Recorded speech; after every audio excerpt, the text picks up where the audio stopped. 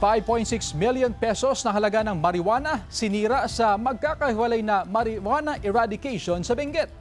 Yan at iba pang balita sa pagtutok ni Sandy Salvacio. Nasa kabuang 1.5 milyong pisong halaga ng iligal na droga ang nakumpiska sa magkakahiwalay na anti-illegal drug operations ng Police Regional Office Cordillera sa Bacon at Kibungan, Benguet nitong linggo.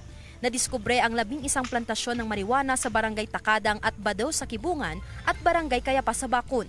Agad na binunot at sinunog ng mga operatiba ang mga nadiskubreng tanim na marijuana. Samantala nitong Lunes, muling nagsagawa ng marijuana eradication ang ProCar na nagresulta sa pagkakadiskubre ng tinatayang 4.1 milyong pisong halaga ng marijuana sa kaparehong mga bayan sa Benguet.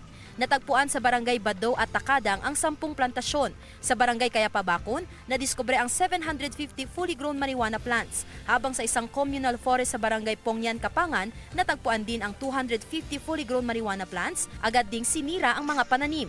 Patuloy ang investigasyon upang matukoy ang iba pang posibleng plantasyon sa mga kalapit na lugar at mahuli ang mga cultivator. Timbog sa drug buy-bust operation ang 33 anyos na lalaking welder sa Sitio Aligos, Barangay Pantal, Dagupan City madaling araw noong Lunes. Ang sospek na tubong Barangay Mayumbo ay itinuturing na street-level individual. Nakumpiska sa sospek ang hinihinalang shabu na nagkakahalaga ng 13,600 pesos. Nasa kustodiya ng pulisya ang sospek sa reklamong paglabag sa Republic Act 9165 o Comprehensive Dangerous Drugs Act of 2002.